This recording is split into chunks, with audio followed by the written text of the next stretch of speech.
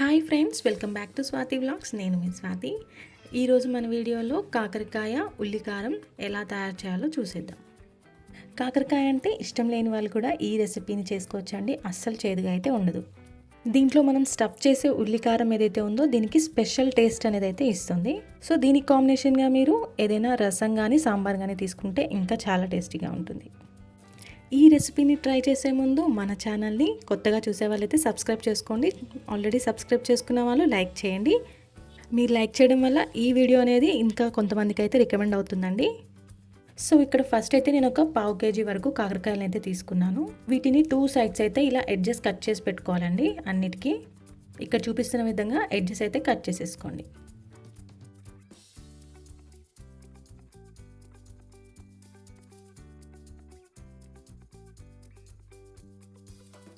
తర్వాత వీటికి రఫ్గా ఉండే ఈ పైన పార్ట్ ఏదైతే ఉందో దాన్ని లైట్గా గ్రేట్ చేసేసేయండి. తర్వాత నీట్గా వాష్ చేసుకొని ఒక 1 ఇంచ్ వరకు సైజు ఉండేలాగా చూసుకొని కట్ చేసుకోండి. తర్వాత ఈ కట్ చేసుకున్న కాకరకాయల్లో మిడిల్లో ఉండే సీడ్స్ ఏవైతే ఉంటాయో వాటిని మొత్తం తీసేసేయండి. సో ఇక్కడ చూపిస్తున్న విధంగా మిడిల్లో ఉండే ఈ టోటల్ సీడ్స్ అనేది తీసేసుకొని దీన్ని ఒక రింగ్ షేప్లో ఉండేలాగా చూసుకోండి. తీసిన సీడ్స్ అయితే మీరు అసలు పడేయద్దండి. ఒకవేళ ఏవైనా పండుగ ఉంటే కనుక అవి తీసేయండి. బట్ ఇలా పచ్చిగా ఉంటే మాత్రం ఇలా చిన్నగా కట్ చేసుకొని చాప్ చేసేసుకోండి.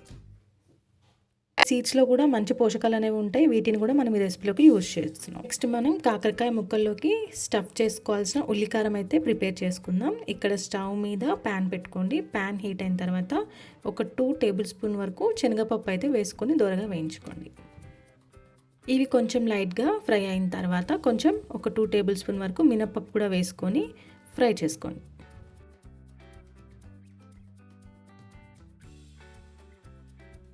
ఇవి రెండు బాగా ఫ్రై అయిన తర్వాత ఒక టేబుల్ స్పూన్ వరకు జీలకర్ర అయితే వేసుకోండి. ఇప్పుడు కొద్దిగా లో ఫ్లేమ్లో వేయించుకోండి. ఇప్పుడు ఇందులో కొద్దిగా చింతపండు అయితే వేసుకోండి. ఇప్పుడు వీటన్నిటిని మిక్సీ జార్లోకి తీసుకొని కాసేపు చల్లారనివ్వండి. ఇప్పుడు మనం కాకరకాయ ముక్కల్ని ఫ్రై చేసుకోవడానికి ఒక ప్యాన్ అయితే పెట్టుకోండి. అండ్ ఇందులో ఒక 5 టేబుల్ స్పూన్ వరకు అయితే ఆయిల్ వేసుకున్నాను. సో ఇది మనకు కర్రీ మొత్తానికి సరిపోతుందండి. సో దీన్ని డీప్ ఫ్రై కాకుండా ఇక్కడ నేను షాలో ఫ్రై అయితే చేస్తున్నాను.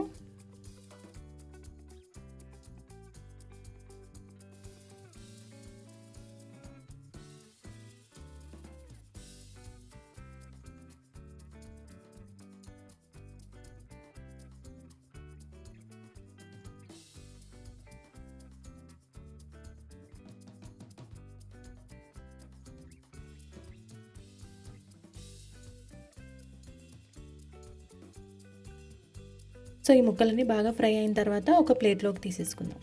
ఇప్పుడైతే వీటిని చల్లారనివ్వండి. మిక్సీ జార్లో వేసుకున్న ఈ పప్పులన్నింటినీ మనం మెత్తగా మిక్సీ చేసుకుందామండి.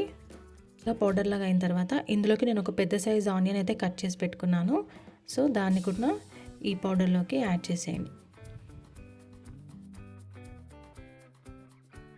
సో ఇక్కడ నేను ఒక 3 టేబుల్ స్పూన్ వరకు అయితే కారపొడిని యాడ్ చేస్తున్నాను. సో ఈ కర్రీకి అయితే మనకి కారం కొంచెం ఎక్కువ పడుతుంది. సో మీరు కొంచెం ఎక్కువ తినే వాళ్ళైతే ఎక్కువ కూడా వేసుకోవచ్చు.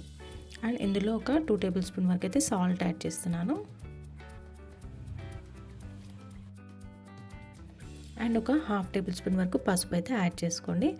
అండ్ ఒక 5 to 6 వరకు వెల్లుల్లిపాయలు అయితే తీసుకొని వేసేసుకోండి. సో ఈ మొత్తాన్ని ఒక పేస్ట్ లాగా చేసేసుకోండి. ఇలా చూస్తున్నారు కదా, ఇక్కడ ఫైన్ పేస్ట్ లాగా అయితే చేసుకోండి. ఇప్పుడు ఈ ఉల్లిపాయ కారం ఏదైతే ఉందో మనం ఇందాక ఫ్రై చేసుకున్న కాకరకాయ ముక్కల్లోకి స్టఫ్ చేసుకోవాలి. సో ఇక్కడ చూపిస్తున్నట్టుగా అన్ని కాకరకాయ ముక్కల్లోకి ఈ పేస్ట్ని స్టఫ్ చేసి పెట్టుకోండి.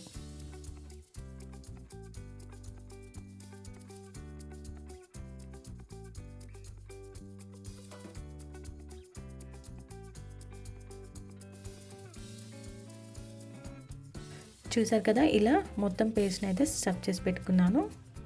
తర్వాత మళ్ళీ మనం స్టవ్ మీద ప్యాన్ పెట్టుకొని ఇందాక ఏదైతే మన సీడ్స్ మిగిలిపోయినవి ఉన్నాయో వాటిని కట్ చేసుకున్నాం కదా, ఫస్ట్ వాటిని అయితే వేసుకొని ఫ్రై చేసుకోవాలండి. ఇవి మొత్తం గోల్డెన్ బ్రౌన్ వచ్చేంత వరకు ఫ్రై చేసుకోవాలి, క్రిస్పీగా అయ్యేంత వరకు. ఇవి బాగా ఫ్రై అయిన తర్వాత మనం స్టఫ్ చేసి పెట్టుకున్న కాకరకాయ ముక్కలు ఉన్నాయి కదండి, ఈ స్టేజ్లో వీటిని యాడ్ చేసేసుకోండి.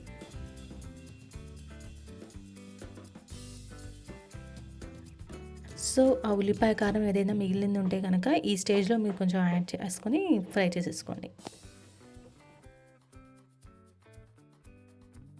సో వీటిని బాగా ఫ్రై చేసుకొని ఒక 2 మినిట్స్ పాటు అయితే లిడ్ పెట్టుకుని క్లోజ్ చేసుకోండి. ఆయిల్ అంతా సపరేట్ అయ్యేంత వరకు ఫ్రై చేసుకోవాలి.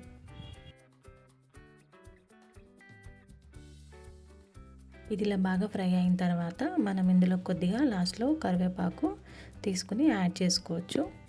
కరివేపాకు వేసిన తర్వాత కొద్దిగా హై ఫ్లేమ్ పెట్టుకొని వీటిని అందరినీ బాగా వేయించుకోండి. అంతేనండి, ఎంతో టేస్టీగా ఉండే కాకరకాయ ఉల్లిపాయ కారం రెడీ అయిపోయింది.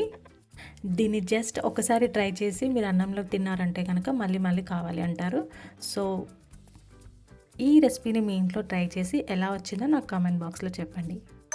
ఈ వీడియో మీకు నచ్చినట్లయితే లైక్ చేయండి, షేర్ చేయండి, సబ్స్క్రైబ్ చేసుకోవడం మాత్రం మర్చిపోవద్దు. Thank you for watching my video. See you in the next video. Bye bye.